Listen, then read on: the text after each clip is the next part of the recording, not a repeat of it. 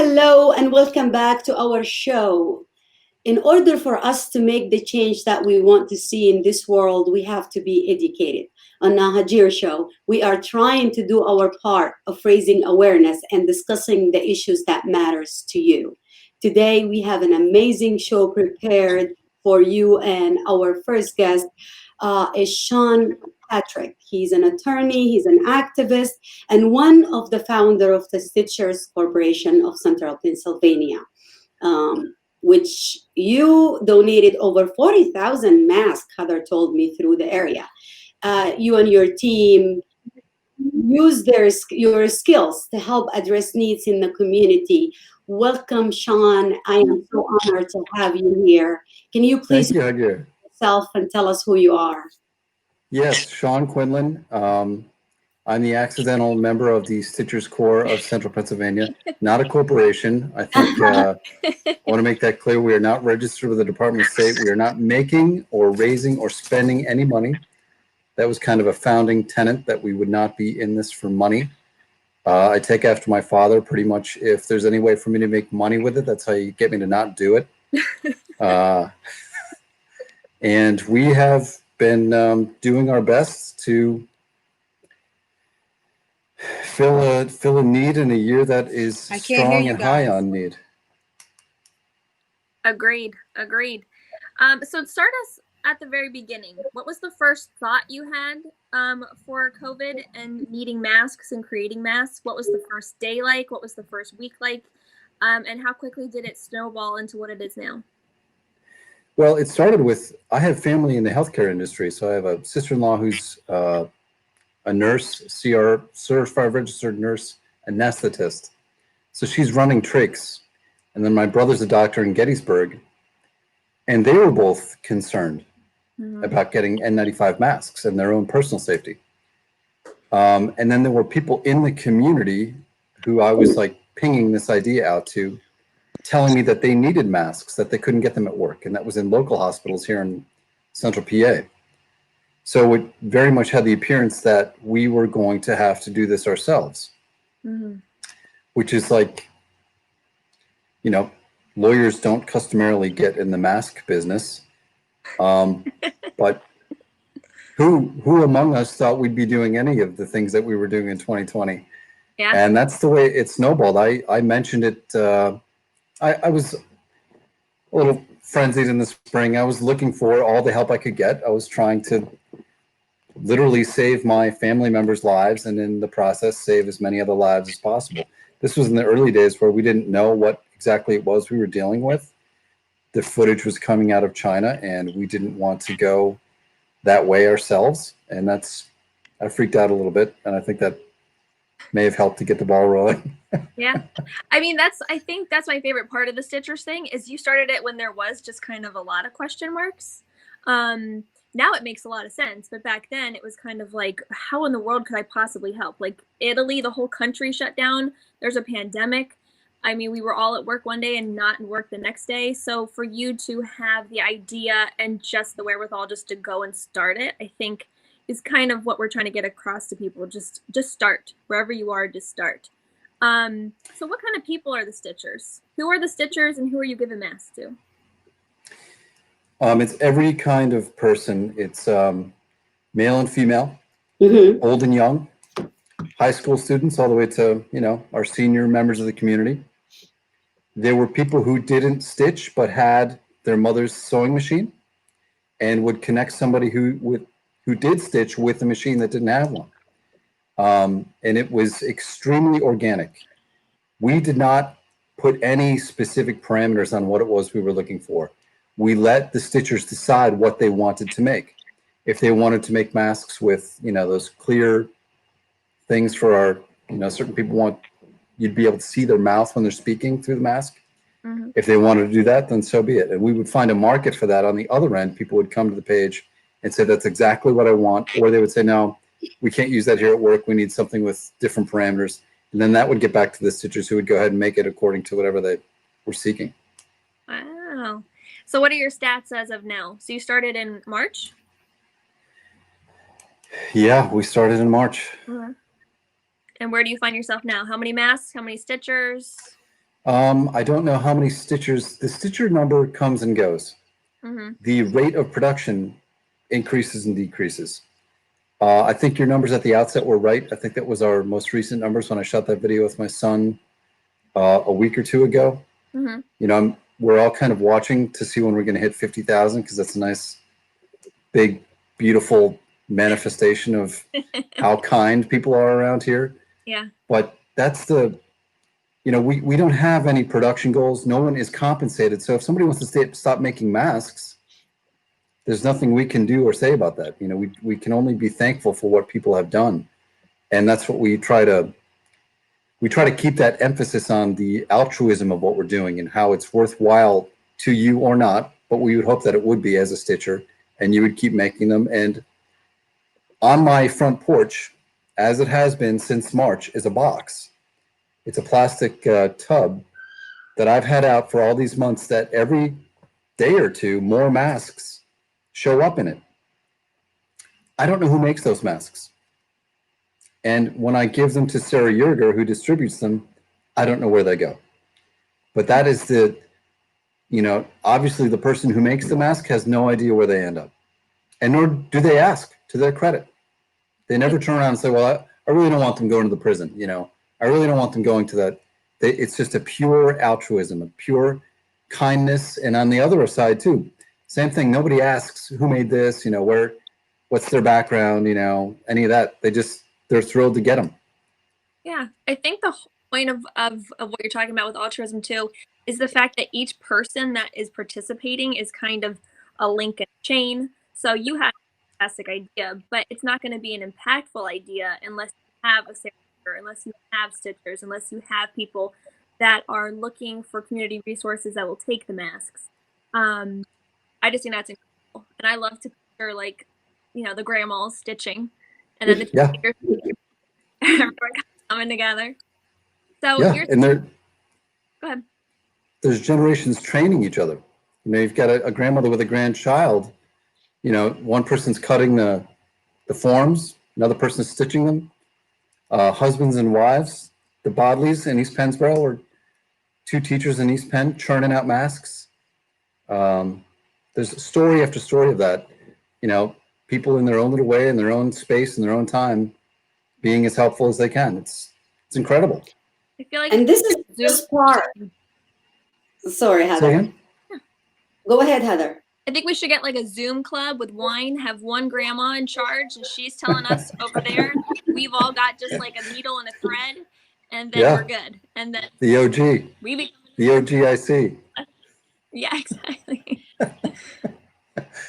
And, you know, I've been following you and everything else you do. I mean, this is just part of what you've been doing in the past, and you did through this election, your activism, and of course, we could use some of your legal advice on everything going on. So I don't know, there is a lot we can ask you to give us your input.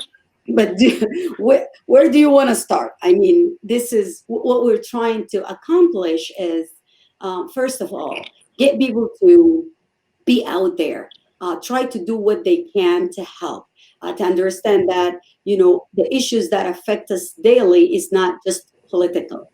Your involvement in like election, your volunteering, your caring about the outcome of the election. This is like caring about your life and what, you know, what is going to happen to you in the future and your family. So what talk to us about your activism and your job. Yeah, so I'm an accidental activist. I was very blissfully practicing law and minding my own business and having a nice little life until I had children of school age, and the kind of white noise gun violence issue that Americans learned to tolerate percolated to certainly for me, percolated to the fore of my mind as an unacceptable situation.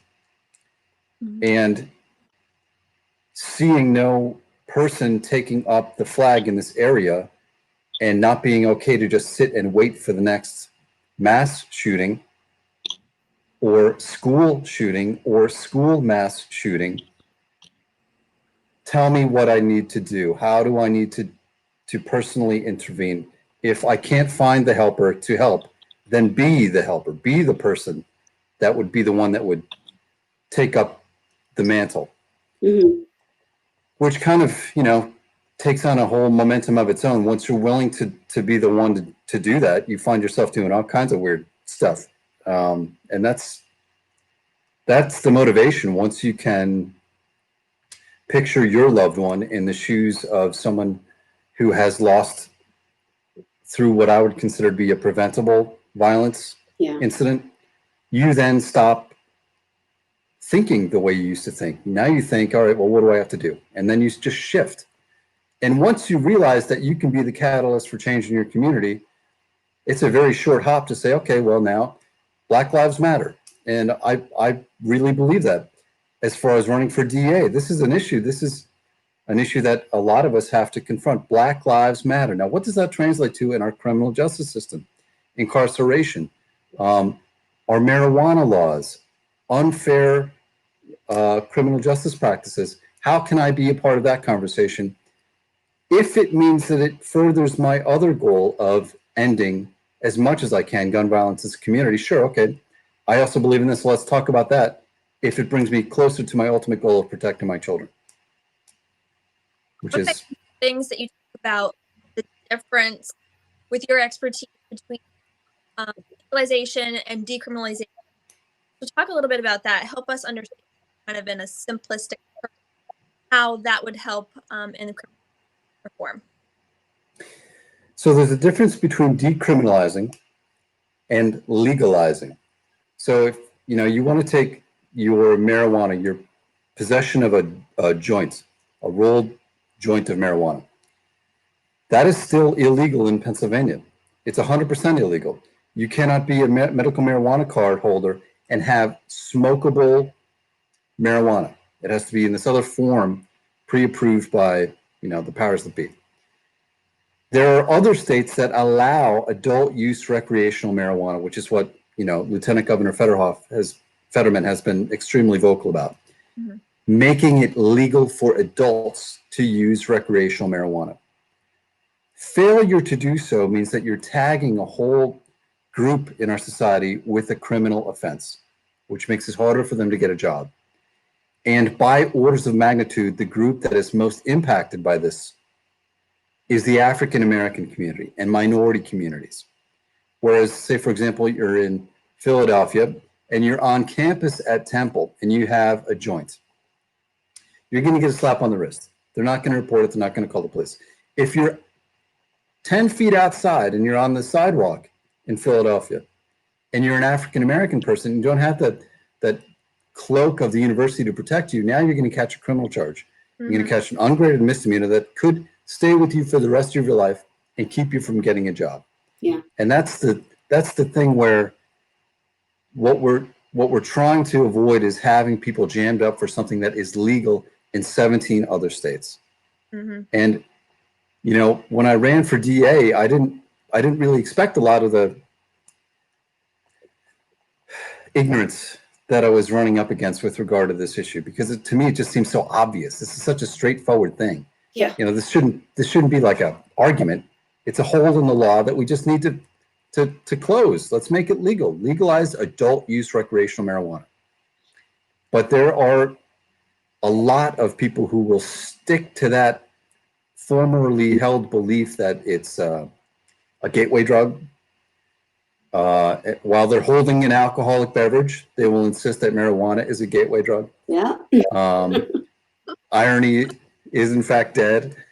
But you'd see that constantly, like a strange lack of circumspection with regard to what this is costing us vis-a-vis prosecution, incarceration, follow-up probationary supervision. It costs us a fortune, to say nothing of the fact that these people are no longer in the workforce. It's certainly not the level that they could be or should be because of this stupid law. And we always say, we all know that when people say the system doesn't work, my argument is it is working very well for the people intended to. And I think this is the problem we can't get across to say, for example, someone with the privilege. You don't know you have privileges because you never faced anything else and you never used your mind to think outside of the box. And if the police, for example, is working fine, you call them, you feel protected. You're not trying to hear me or hear someone who's telling you that, you know what, it is working, but it's working for you, not working for Yep. you. How can we make people understand? And I know this is like a theme that we ask everyone, and I still to get a straight answer. How we can get this across to people? We've been trying all this time, and how can we make laws that are going to protect everyone, basically? I don't think you're going to convince a closed mind. That's the conclusion I've reached through this endeavor over these 3 years, is that you will beat your head against a lot of walls and arrive nowhere. You will not have advanced the issue. However, when you spark a mind that is open, that it hadn't been thinking about it before, that's where this little forum that the three of us are doing right now, where people see you talking about an issue that they weren't thinking about before. They just didn't know. Yeah. These little gestures, marching with Black Lives Matter, as a white man, as a white person, I know Sean from the courthouse. Well, look, I have lots of police officers who are friends, but I still need to put my physical body in a spot to say Black Lives Matter with a sign, with my body out there in a place where it's hot. I'm in the middle of a pandemic wearing a mask. I'm going to lose friends over this. And you show others that it matters to you, and it makes them someone else who wasn't thinking about this issue before. But man, what is he doing? And why is he doing it? Like, what is up with that? Because they weren't even thinking about it before. They didn't have a reason to. And maybe they didn't watch the 8.5 minutes of George Floyd being suffocated and choked on the ground. Maybe they have that kind of existence where this isn't really in their world. But maybe I can help bring this into their world, which is kind of the thing with gun violence. The gun violence thing doesn't touch a lot of lives. You have to show people what it is, why you care, and hope that some people will be awakened by it. And if not, at least you tried. At least you felt strongly enough to put yourself out there. And God forbid anything should happen. That is what will help you sleep at night, is knowing that when you had a chance to do something, you did something, which is a lot better than the alternative. Let's talk about gun violence really quick, because as we've been going this year, and obviously COVID becomes the topic of conversation, the election and all of that nonsense becomes topic of conversation. Every once in a while, I think of you, because I think we have similar views on this. My child is 16. I get nervous that it's going to be put on the back shelf, sometimes intentionally. It's just going to be put on the back burner until something tragic happens. It's not relevant. Yes. So what can we do now to make sure that we are at least making incremental progress, making sure that it's still relevant, making sure that it isn't something that just comes up whenever it's quote unquote convenient? Thoughts and prayers. Yeah. We just came out of an election, and I'm fond of the expression that took the oxygen out of the room. Mm-hmm. So there wasn't really a lot of space or time or air to discuss other issues. Yeah. But, just a couple of days ago, there was a shooting at a mall. Oh. And, this issue hasn't gone anywhere.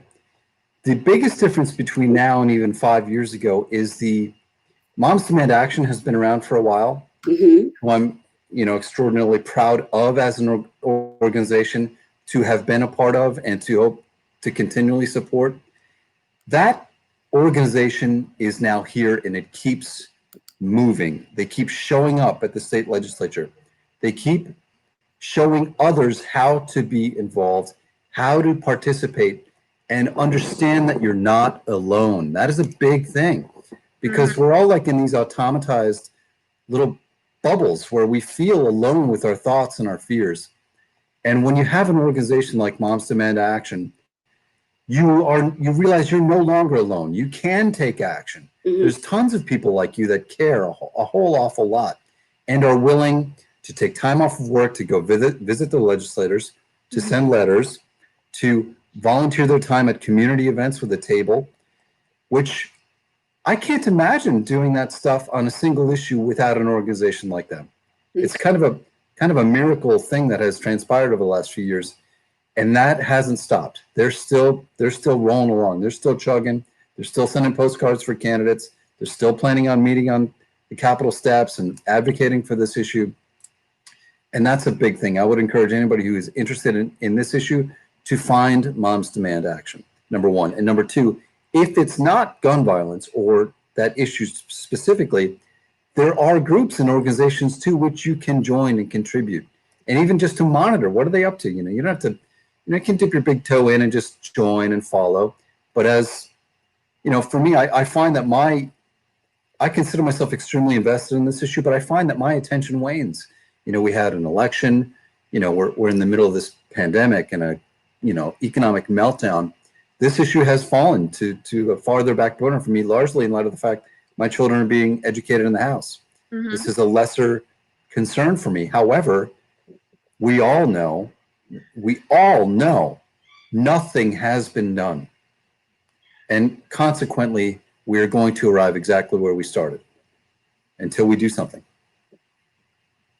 What do both of you make of the fact that when I heard that there was a shooting in a mall, I immediately assumed that it was a young white male? Yeah. Yeah. I did too. And I know it sounds really bad, but I did too. I mean, we know, and I knew that it's going to be raw as, oh, he's mentally disturbed. And I'm not sure if you heard of Kyle, the shooter, Kyle Rittenhouse. Yeah, he is out on bail, and it's so many things happening right now. It just makes you feel like I need to do something. And yes. if anyone listening to us out there right now who's wondering or don't know and feel frustrated, use that frustration, use the anger, use every emotion that you are entitled to have now for a really good reason, but use it to do something better. I mean, a lot of people vent differently, but we are not going to solve a problem by creating a problem. Violence is never the answer, but there is solution. There are solutions out there with an S, not just one solution. Think about what you want to do. And if you don't know, like Sean just said, just go observe, look at those people who are working, Moms Demands Actions. There are so many places that you can go and just check them out. And when you find the right place, join. If you can't find and you have an idea, make your own. Like start your own organization, start your own group, start your own show for that matter. I mean, do whatever you can to just make a difference. And it's like, I don't know, what is like the legality? I know there is a lot, like I have so many questions to ask you. And I don't want to just keep, asking questions that time is not gonna, but with the election, and we're gonna go back to those issues. We're gonna go back to the gun violence, the problem that we have now that got us to this point. And the damage, the 4 years damage that, not just 4 years, I mean, we have a longer damage than that. But Trump administration, to me, brought all the ugly people out, give them a platform, allow them. He is not for a reason for racism in America, but he is the reason for us to see it clear and for them to feel comfortable. And now with the election happening this way, as an attorney now, I'm going to have you switch hats, which you have so many of. What is happening? I just finished writing an 800-word piece on this subject, and it's the last flailing, desperate attempt of a wannabe autocrat to avoid prison. Yeah. Oh, yeah. We're watching something that we've never seen before. We've never seen anything like this before. In the 224-year or 244-year history of this republic, we've never seen an autocrat cling to power post-election and file lawsuits all over the country and kick up a smoke screen of false fraud and allegations without evidence. Yeah. You know, it's all happening all at once, which is a tactic. It's a tactic employed by the Russian GRU, formerly the KGB, where we see a fire hose of lies and distraction to hide what's happening. Specifically, it's an American election. You know, 150,000 or 150 million people participated. We were all there. We all voted. We all know what just happened. But we're being straight up gaslit as to the results. He refuses to capitulate. He refuses to say, yes, that's what happened, because he knows just on the other side of January 20th awaits state and federal prosecution. Exactly. It's right there. So I don't know that that's a legal question, but I think that's precisely what's happening. It's just a straight PR gaslighting by an autocrat that knows the end is near for him and his children.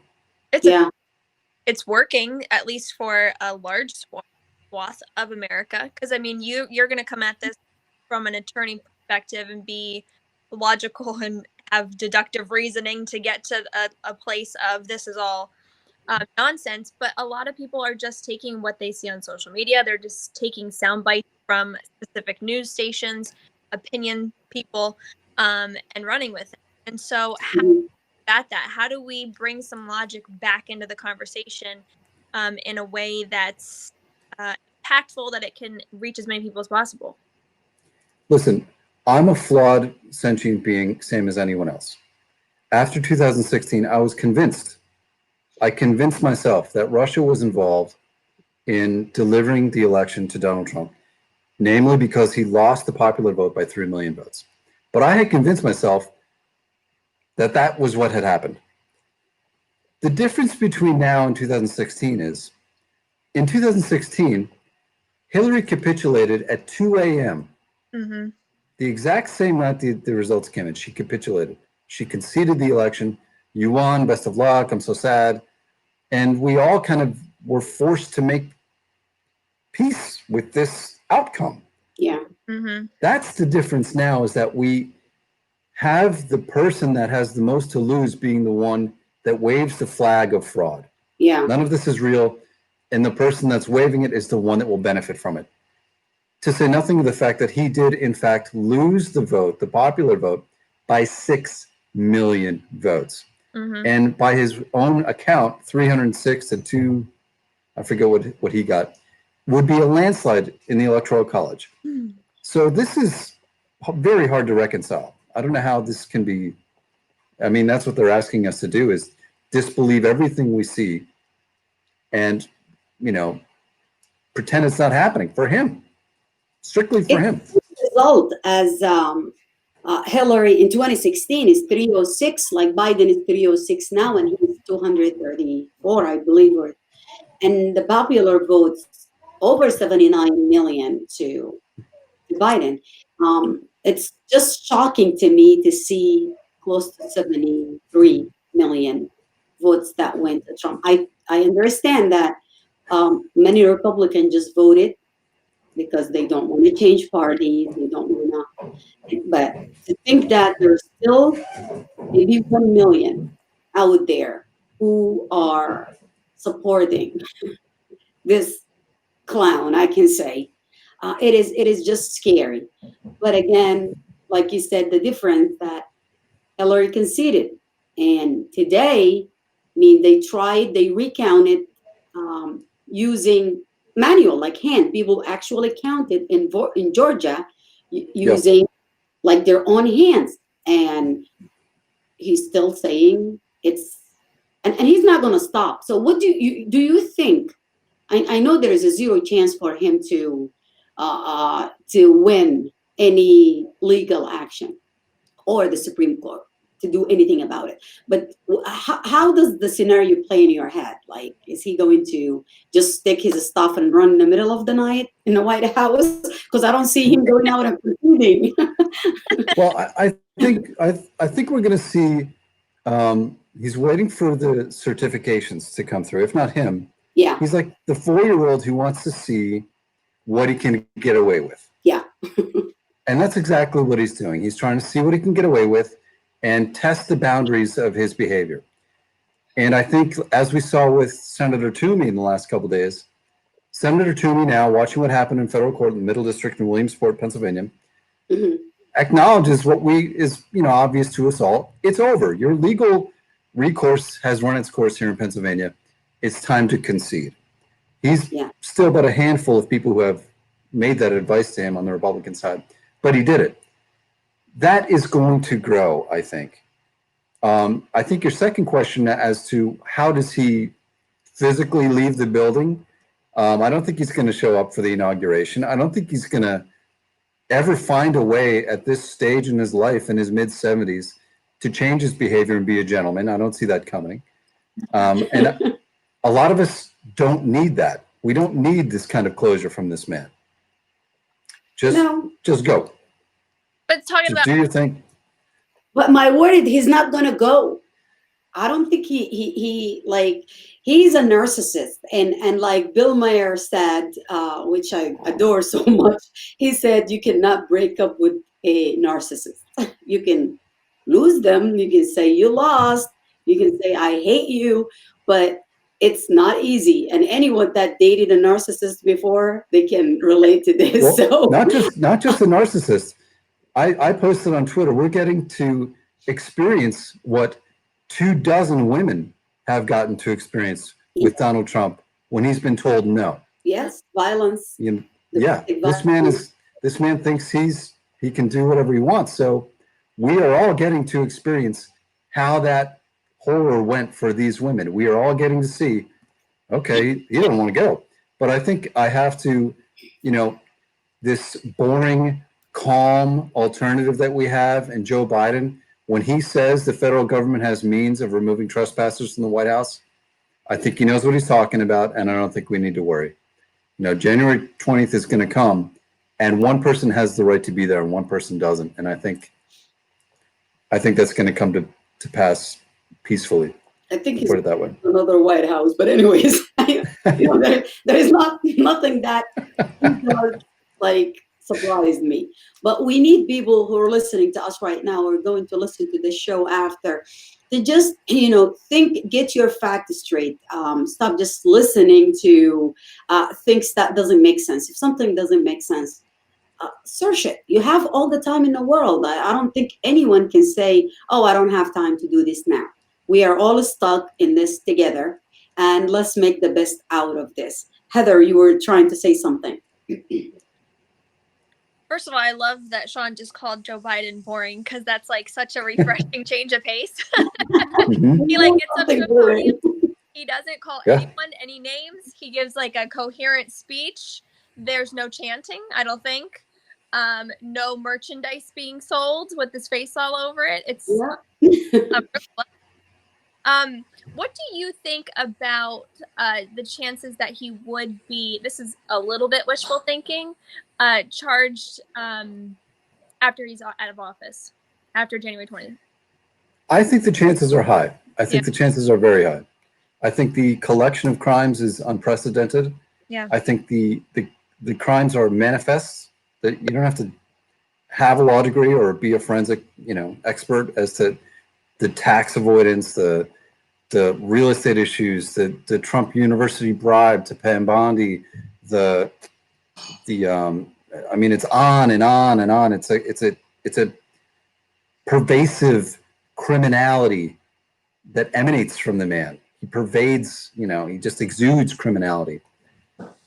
I would suggest that is extremely likely. The thing that I'm keen to personally, I don't see anyone seeking this or discussing it, but we are at 250,000 preventable dead in 9 months. Mm-hmm. And under any other circumstances where you have this kind of abdication of responsibility that leads to that many deaths, and you're the leader and you allow this to happen vis-a-vis your son-in-law, to keep PPE from blue states as a punishment and Yeah. therefore allowing those people to die. Yeah. We have now arrived in the realm of genocide. We have reached a place where we have monuments to the dead and trials for the perpetrators. And this is something that I think we are in the middle of dealing with this pain, with this tragedy. But it's important to remember who the perpetrators are and see to it that they are brought to justice. And that's just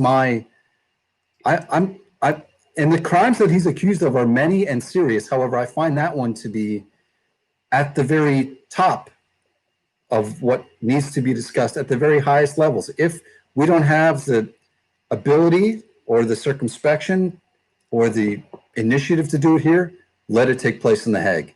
Let it take place through the international criminal courts. Let this man face the consequences of his actions for all of these innocent dead, that none of this had to happen. Well said. And I think that's why they're fighting. Like he's not trying to concede. His whole team is working hard, not just because they want to win, which he wants to. He doesn't want to lose anything, but they know the consequences. They know that something might happen, even if it's 1% chance. But I agree with you. We have over 12,200,000 cases in the United States alone, and 256,000, close to that number, death. And Yes. this is a crime, just like any other crime that he commit or any other dictator. And I'm using the word dictator. I know a lot of people don't like it, but 3 9/11s a week. yeah. We spent $3 trillion in 20 years after 9/11. We are now on our 3 9/11s a week. There needs to be consequences. And we have a comment here, just like al-Bashir in Sudan.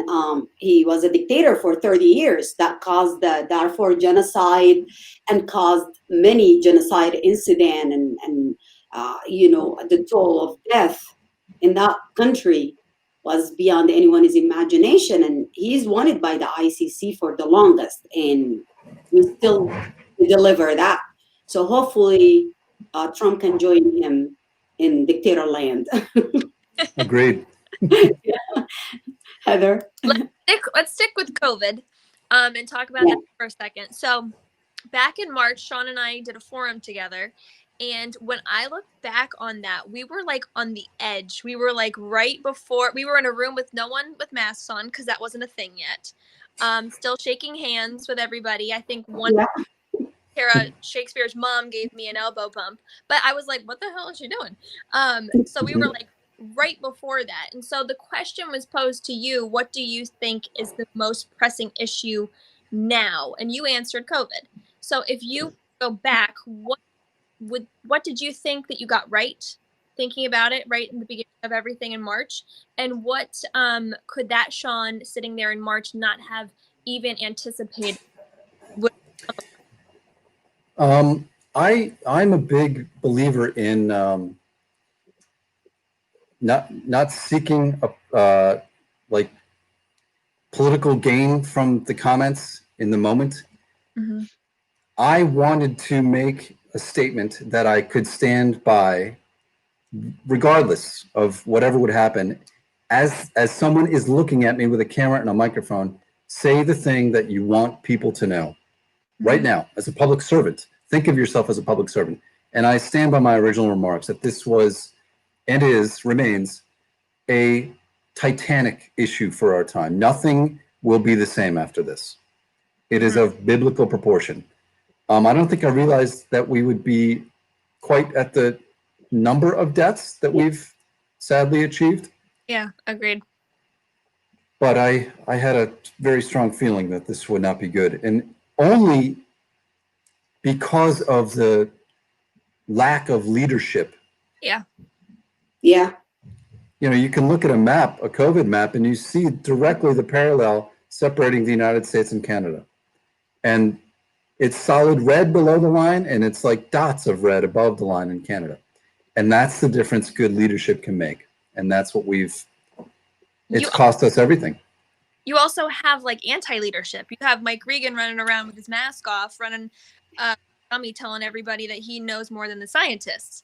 So that's not have anticipated. I was on board with you then. I could see the writing on the wall. I never would have thought that we would have chants and rallies about masks, about caring for our neighbors. I never would have thought, well, maybe I would have thought a little bit that some of our local leaders would act like fools.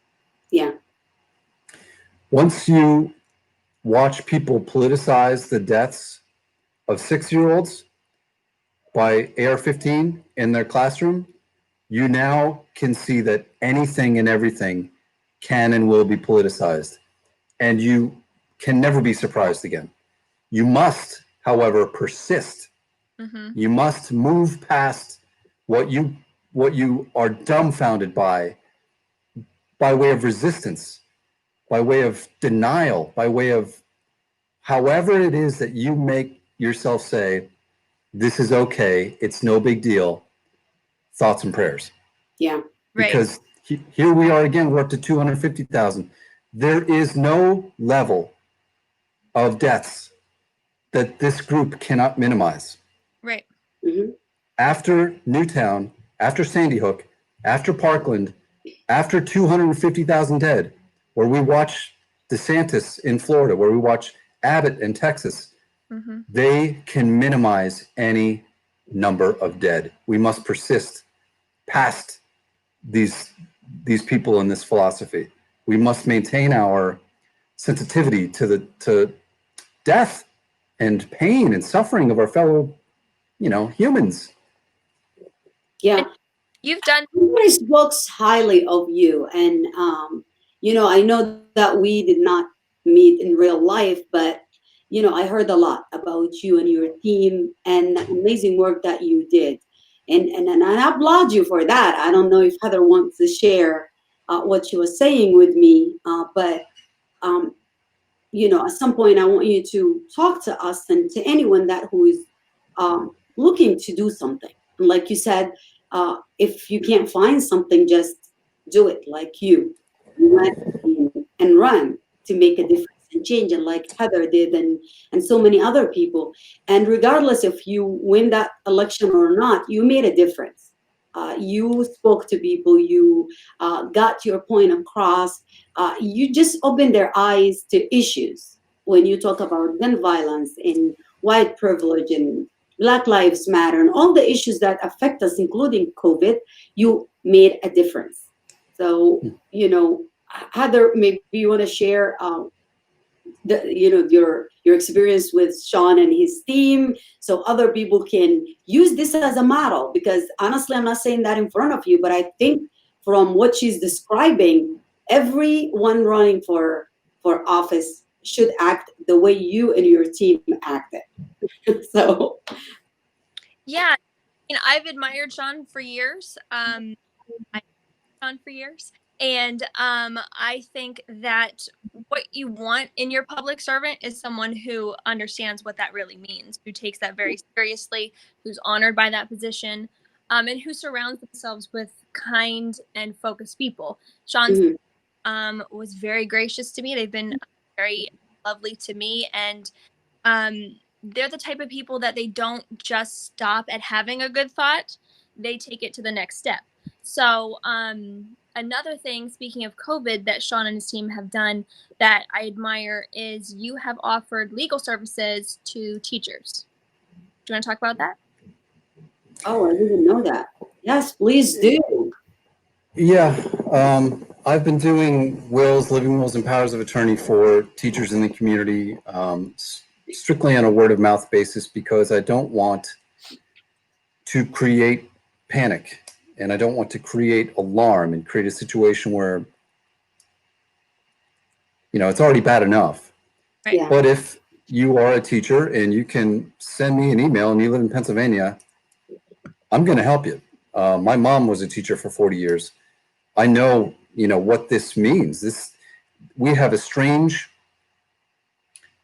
profession shift in that the bravest among us aren't soldiers and police. I mean, they are brave, of course, but it's nurses and doctors and teachers who would do anything for their patients and children.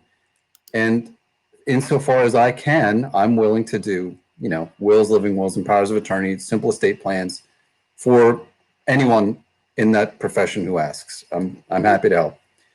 But speaking of my team, who, I'm incredibly blessed to have, these souls, these beautiful, living, loving, beautiful souls with giant brains, with deep wrinkles that are ready to help in the greatest way all the time. It's like a 24 hours a day. Somebody will have an idea and somebody pings it back, and we just, it's like heaven, honestly. It's heaven to have these people as my friends. Mo and Sarah, just incredible. I'm very thankful. Yeah. And I mean, the theme that Hagir and I have been talking about is, I know it's broad, but using your skills to make a difference. So like Hagir in nursing, she can talk about that and work that avenue and that alley like nobody else can. I'm in real estate. I can talk to the different issues in real estate that exist now, that exist locally, that exist on a bigger scale. You are an attorney. You're using your skills to make a difference. And the whole point of our whole conversation is that you can be a Sean. You can use your attorney skills. That's right. You can be a Sarah, you can get out your spreadsheets. You can be a Hagir, and you can be a connector, and she just kind of knows everyone from everywhere. You do not need all of the things. You just need to focus on that one thing. And I think that's sometimes where we get lost in the sauce a little bit. You're just trying to be all of the things to everyone, when all you really have to do is just focus on one thing. And I mean, Sean's a really good example of that. He had something that was personal. He had a really deep, powerful why. He was nervous about gun control, confused about why there wasn't anything. And so he got started there. And then that led to another thing. And then that led to another thing. And now he is this great connector. And for lack of a better word, you're an influencer in the community in the most beautiful sense of the word. And that's literally, we all have that. All you have to do is just choose one thing and just start.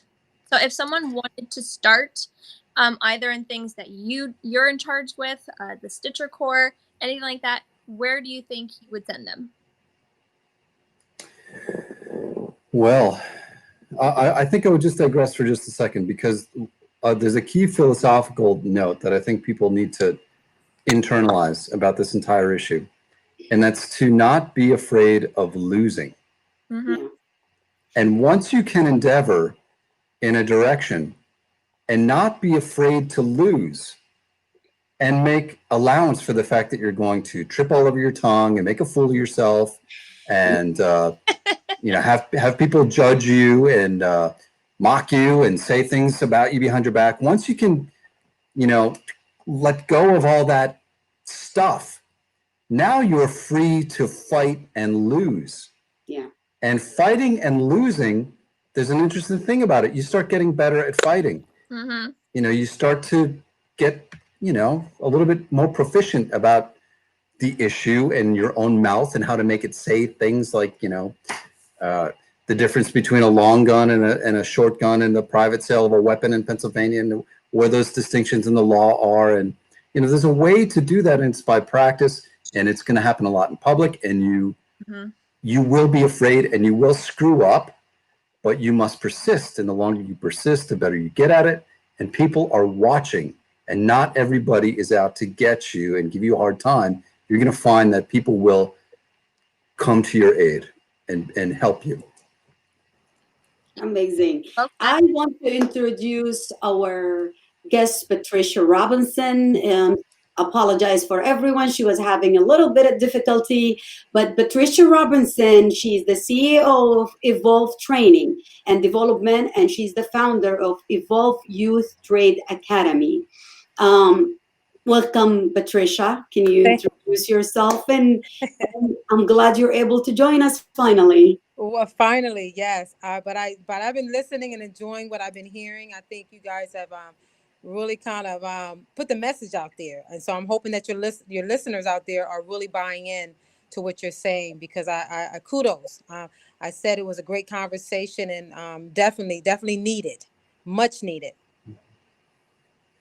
So you want me to introduce myself? I think you did a great job You're more of than introducing that. I'm just yourself. saying a little bit. You are an inspirational woman. You are trying to help people to stay healthy. You're on Facebook. You are a host. I mean, you're doing a lot. So That's true. I just said two lines, but people like you and Sean are the reason for me to wake up in the morning. Truly, there's so Oh, many amazing Hmm. people, and wow. Heather, of course, I can't talk enough about her, but you guys are making a difference every day. You might not feel like you're making that much of a difference, but I never met you both in person, but I was following you. That's how impressive you are. So you reach even the people that don't know you. They weren't friends with you at some point, and and and that's impressive. So kudos to both of you. And yeah, you can say whatever I didn't share. And Okay. you Well, can let me just say, Sean discussed. want me to say to Sean, yes, a wonderful job, Sean, and I do kudos to what you're doing and how you're making a difference in the community. That is awesome, the work that you're doing. So I commend you for that. I just want to say, that what I appreciate what you said. I think that my passion and desire and goal is to leave some type of mark. Um, and if I make a difference in one person's life, then I've done what I'm supposed to do here on earth. And so that has always been my goal. And I challenge myself daily to touch the hearts and minds of individuals that are willing, to have the spirit and the vigor to take on the baton, because it's about passing it on to the next generation. And if we don't fix the next generation, then what are we looking at? What is going to be staring us straight in the eye is chaos. And that's what we're looking at right now. So we have to take every day, and I say this is kind of like my motto. My future starts today. And I think that's what we should all think about every time we wake up in the morning when we're given the opportunity to wake up, is to say, my future starts today. So what am I going to do today to have an impact, to be influential to someone's life, to make a difference, to show someone that I care, that I love them, and that I support them and I see them for who they are, but not some made up rendition of who they are. So we have to dig deep sometimes, and oftentimes we're scared to do that because we're afraid of what we see or what we might see or our imperfections. And we are flawed. As Sean said, I'm flawed, and I'm fragments of, there's fragments of me that are imperfect. But I take that that imperfect part of me, and I do something about it. I make a difference, and I'm hoping that's what I'm doing. So that's pretty much You my are. story. That's my story, and I'm sticking to it. We love your story. Your story, and you are making a difference every day. But if you heard the beginning when Sean was talking about gun violence and Black Lives Matter and how we can do what we know to make things better, you are using that with our young Black men in the community. And I'm not. It's not specifically to Black men, but Right. those are the target. Uh, um, Audience, yes, generation or area yes, where we face the systemic racism, we face inequality when it comes to schools, job opportunities, and exposure to guns and all absolutely. of that. What are you doing? You're doing something to keep them out of trouble and out of like having a purpose. Absolutely. And I think for the most part is giving them the hope, giving them hope and the idea that they can do something um, without using a gun. They can take a tool, and also allowing them to know that this is an opportunity. It's not the last option. Oftentimes, the trades have gotten that tagline that it's the last thing. If you can't go to college, a 4-year college, then go to a trade school. But it is not. It is not. I want our kids to know that is the first option and not the last opportunity. It's the first opportunity and not the last option. There is so much money to be made, and in that field, in the trades, you can make a huge difference in your community. And oftentimes they are making more money than someone coming out and having a bachelor's degree or master's degree without the debt. And I want to share that with them, that you don't have to have a debt in order to make a difference. You don't have to have a debt to be successful. You don't have to go to a 4-year school to be successful. And so I want to take that narrative out of the minds of our young people, and for the most part, also our schools, because they're doing a horrible job at promoting the trades. Yeah, well said. So you are in charge of the Evolve Youth Trades program. So tell us who you get involved in that, what kind of people are helping you do that, and was there anything like that? And if there wasn't anything like that that existed already, why do you think there wasn't anything? Well, there was a school that existed in Harrisburg, but it's been shut down, the William Penn campus, where I went to school, where I graduated with a business and from business. And since that has happened, it has allowed a lot of the inner city schools or any children to not have the opportunity to go to a Dauphin County Tech school, because there's limited amount of students, first of all, that get to go there. And then if you have any blemishes, any hiccups in your report, whether it be bad behavior, you just don't have the grades, you will not be chosen. So you are limiting a number of students that may be good with their hands, but not given the opportunity. So what I thought as I go into the schools, and I was a substitute teacher for 7 years, I watched our kids decide that they just wanted to drop out, even in middle school, as early as middle school. And so that did something to me, because it said that we are doing a horrible job at reaching our kids where they need to be met. And we're not allowing them to use their creativity and the skills that we have, because we're not pouring into them. We're not telling them, let me see if you can do this. We're too busy saying either you're going to go here or you're going to be nothing. And so I wanted to change that conversation. And I wanted to tell them that you are empowered. You are enough. Actually, you're more than enough. And if you can think about what you can do with your hands, you can think about the opportunities that are in front of you and not the environment that you see, because we're more than our environment. We're more than what our environment. But a lot of times our kids are told, you're going to be this, you're not going to be that, because this is where you are. And so I wanted to build them up and not shrink them down. Because when we shrink them down, they believe they're nothing, and they won't grow. They won't believe in themselves, and then they'll do absolutely nothing, and the streets will catch them. Yeah. So when we talk about trades, what are we talking about specifically? When I first started watching your videos, I was like, you and I are going to get along so well. Working on, you've got plumbing, electrical, you've got all of these different tradesmen who come and they actually take their expertise and they give it away, and they help empower everyone. So walk us through a little bit and break down what exactly they are participating in the program. Okay, well, it's a 6 to 8 week program, and you're absolutely right. We start with carpentry, plumbing, electrical, and graphic design. A lot of kids really gravitate towards carpentry and graphic designs, because that's, they know they can do so much with that. Not so much the plumbing, but we do have candidates that are interested. Nobody wants to get up under the sink and in the toilet. But but they're excited to learn about it, which is great. They're excited to learn about it and know the different, what a PVC piping in and all that type of stuff. They get really empowered by that. So we take them through that 6-week program, and then we ask them, well, is there something in this program that you like, that you would love to know more about? And oftentimes the answer is yes. And so we take them through another 6-week program. And with that being said, we've tag teamed with a couple companies, HB McClure, Thaddeus Stevens. I'm working out of Stilton High Spire School District, working to get into Harrisburg School District. We are reaching carpenters, plumbings, union and non-union organizations that's going to help Evolve be a pipeline to draw kids into a 4 or 2-year apprenticeship program or pre-apprenticeship program, so that they can get the hands-on skills that they need, and they can earn and learn at the same time. That's huge, because I mean, back to a very important point. I'm sorry, Heather, to cut you off, but when you said you were watching the kids and people feeling frustrated or dropping out, and we all know we don't learn the same. So basically what you're doing is trying to find their strengths. Yes. And allow them, or give them the platform to use that, so they can advance in life. And by any means, Patricia's not saying, college is not good. But at this point, if what you are good at, and that doesn't mean you're limited, but you're good at, say, for example, you like using your hands. And Heather is amazing. That's why she's going to love you, because she does an amazing job.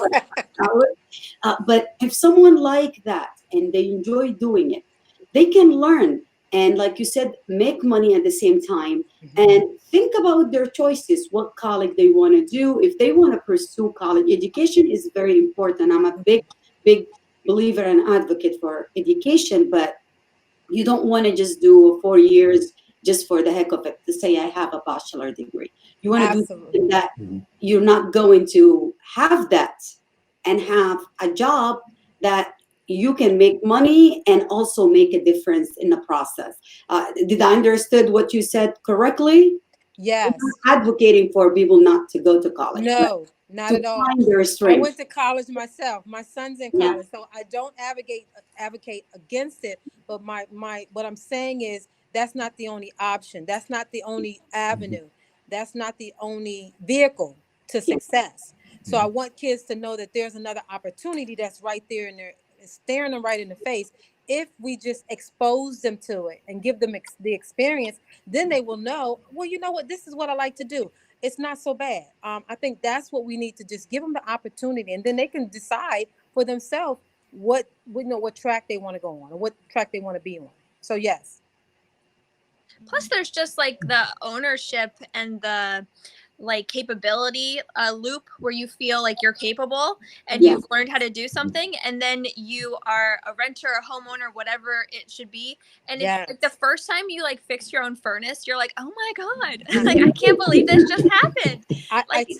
And you're exactly right, Heather, because some of the kids have already said, oh my goodness, I patched that hole in the drywall. So they didn't know they can do that, but they can take that experience and help out a neighbor fix something in their home. And then they can say, you know what, maybe I want to be an entrepreneur. Maybe I'll start my own business, That's an avenue that they can take where that if we haven't exposed them to it, they would never known that they had that skill set. Yeah. Learning is power, regardless. Sean, what do you have to say? I'm so thrilled. I didn't know any of this was coming, and I'm thrilled to hear it. I do bankruptcy law. It's like half my practice. So you've got all these kids that want the title, right? And they want to spend 4 years doing this, another 4 years doing that. And the next thing you know, they come out with $200,000 in student loan debt that I can't get rid of through bankruptcy. It's non-dischargeable. Yeah. And meanwhile, they could have spent all that time earning. Yes. And hiring and opening doors for other people behind them. So the trades are just spectacular. Right here in Cumberland County, Gary Eichelberger was an electrical contractor. He was one of the most powerful men in the county. This is a grossly under-discussed and underappreciated and under-serviced and under-mentioned. And I'm just thrilled. This is fantastic. All of that. Why is that? And the other thing is that there is a turnover where there's not enough tradesmen right now, because the ones that were in there, they're aging out. I hate to say that, but that's the truth of the matter. So we don't have anyone to replace them.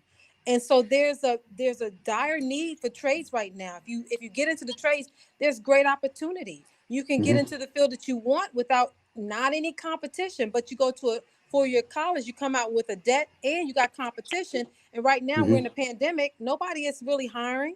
So we have to use our skills, and the trades will never go away. We need electricians, we need plumbers, we need to build houses, So all those things are crucial for our survival. So why not pay it forward by doing something and taking this opportunity? Yeah, I work in real estate, and we have a company-wide tradesman list, and then I have a secret tradesman list that is just mine, because it is so hard to find people. There is a shortage. So when you find your roofer, you lock that down. When you find your painter, when you find your plumber, when you find your radon specialist, I treat my vendors like gold, because they are. It is so hard to find people, and honest to God, I could think of a billion jobs just right now that would be waiting for people that have really practical skills. But I think Sean was going to answer my question that was to the room at large. Why are the trades, why do they have a stigma? Why, it literally is a win-win-win-win-win. And yet here we are talking about it. I don't think it's a stigma so much as they don't make TV shows about plumbers. Yes. They could. But what is the image that they show? That's what the problem is. Like a sexy plumber. the image they show, with your pants down and the crack in Yeah, right. all those images are stuck in our heads. So it Yes. doesn't make it as sexy as any other profession or the prestige. Yes. But doing something with your own hand is so satisfaction. Like you get the most satisfaction in the world when I do something as simple as changing. My major was electrical engineering. Don't ask me to do anything for you. I know nothing about that. But when I change something in the house, I feel like, I'm the queen. So, is that the feeling you get from those kids you're helping? Um, did any of them move forward and made this at their job? Did they go to college? Some went to college, or this is too early for Well, me, I actually I helped a young lady get into the Carpenters Union. She got into their apprenticeship program, and she started back in January. Of course, the pandemic happened, but she is still employed with them. And my goal was to also see more young women get involved with the trades as well. So that was a stepping stone for her. And I have a young man that I'm working with now. He's a co-op student that is with the trades, and he's hoping to get plugged into. He's working with a construction company right now, just getting some experience. We used him in some renovation and some homes that a friend of mine's were renovating, so he got some experience there. So now we're just kind of, sharpening his tool belt, a little bit so that he can get prepared and ready for the actual, environment of being an apprenticeship. Yeah. What's it like for you? Like, how did you come up with the idea? How did you take that first step? And how do you manage everything now, especially with COVID going on? Like, how do you adapt and have a program where there's a lot of hands-on, there's a lot of in classroom stuff? How did you come to find yourself there? Well, my office was at a workplace hub, and the owner of the hub is the one that created the ambiance of the hub. It looks so beautiful. And I was like, well, are you a tradesman? He said, no, not by, I just learned as a young person. And so he created this idea that, once I had heard the students talk about not wanting to go to the next level in terms of education, I said, what about trades? And he said, we got together, we did our first class, 6-week class. And I was just amazed at how excited, middle schoolers was in terms of the trades. And I said, I really could do something with this. There's so many kids, especially in the Harrisburg School District, where there's no longer it's offered, but there's only like a handful that gets to go. We need to make this more available to more students. And we just continue to have 6-week summer programs. And that turned into me talking to a school district, and they was like, yes, we don't have that program, and it costs so much money for them to go to a DC Tech, and we're a small school district. We just can't afford to send the students. So we partnership together and started last January. Again, COVID hit. So we had to kind of look at it and say, what can we do now? Now we can't, really do the hands-on. So now we're doing virtual. And so starting after the holiday, we're going to go back into school, and we're going to do it virtually. So we're going to have my tradesmen who are certified tradesmen, and they're going to do like the teachers are doing. We're going to do Zoom calls. We're going to do demos and show them just how to give them home packages to take home so that they can be able to. Then some of this is going to be pre-cut, but we're going to give them the tools, and we're going to do the Zoom calls and give them the instructions to be able to do the projects and continue with the trade. So it's challenging, but this is where we are. And I don't want the kids to lose the excitement, and I don't want the pandemic to stop us from growing. I want to come. You want to come? That sounds awesome. Well, you know what? We did. I wanted to say all three of you can actually come on some wood and tools. That's crazy. Well, we did 3 classes with women in trades, and nice. It was wonderful. Yes, we did 3 classes with women in trades. So we had women coming out, learning how to do drywall, learning how to lay tile, learning how to put a fan in. So you are welcome. What can we do to help you? Well, spread the word. Mhm. Send out, when I tag somebody in, share it with other people. We're always looking for tradesmen that are skilled. We are also looking for sponsorships and donations because a lot of our kids are inner city. So in order to keep the program running, there has to be a fee. We've gotten some sponsorships, so that's been a blessing, but we're always, always in need Yeah. of more sponsorships. Of course, of course. Amazing. Sean, any last words? I know, I really want this to go on forever. Uh, I want to have both of you again. You both had like amazing uh, story to tell. Yeah. It's not a story, but I couldn't find the right word. But I am honored to have both of you here. But if there is anything that you want our listeners to hear from you before we end the show, basically summarizing what you do and what can we help, like Heather said, and what do you want to see from the community? What do you want to see our listeners do? Start with you, Sean. Thank you. So the thing that I've come to embrace, or at least understand at a very high level, is that a lot of people are really hurting right now. Um, a friend of mine is doing Socktoberfest, which provides clothing and toiletries and socks to the homeless in the area. Yeah. But there are so many more hungry people now, Yeah. more than ever before. It's skyrocketing levels of hunger. So we are all kind of trapped trying to deal with COVID on our own, however we're doing that. Yeah. And there are people who can't cope with it.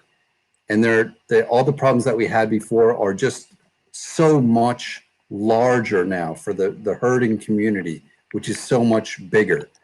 So even the blood drives are way down. So the need for blood is high. So if you have any kind of interest in any kind of service, now is the time that your community needs you, and don't wait for anything to get involved and look for the helpers. As Mr. Rogers says, look for the helpers, and you can get involved. You're surrounded by people that are helping, trying to help, have ideas that you can help them with. But this is the time more than ever that your community needs you. Don't sit it out. Yes, don't. Patricia. I totally agree with what Sean said. We have to get off the sideline and we have to do something. Like I said, the future starts today. So whatever you think that you can't do, you can. If you just take yourself out of the equation and stop focusing on yourself, but focus on the need of our community. And then you'll be able to get in there and get in the trenches. People are dealing with a lot. There's a lot of depression. There's a lot of people that have anxiety. We need to have more conversation and support each other and lift each other up and say, what can I do for you? How can I help you? And it's about supporting one another. I think we get so inundated with our own lives that we forget about that there are people out there that need a hand up. They just need you to just listen and be available, and just be aware of their conditions and not be afraid to jump in there and help somebody out because of what you think it's supposed to be. This world is it's crumbling. It's pretty much crumbling. And if we don't start doing and making a difference and changing how we view things, how we see people, we are in trouble. We are in trouble. So I concur with Sean said. It's time for us to get up and make a difference and do something. Do something, not just nothing. Everybody does nothing. So do something. Yeah. And that something doesn't have to be big. Anything that you can do, just find what you like. If you don't know, we're bringing people that help. Every week you will find someone that you can contact them and say, "How can I help you?" And Absolutely. try everything until you find the perfect fit for you. And if there is nothing out there that you like, start something.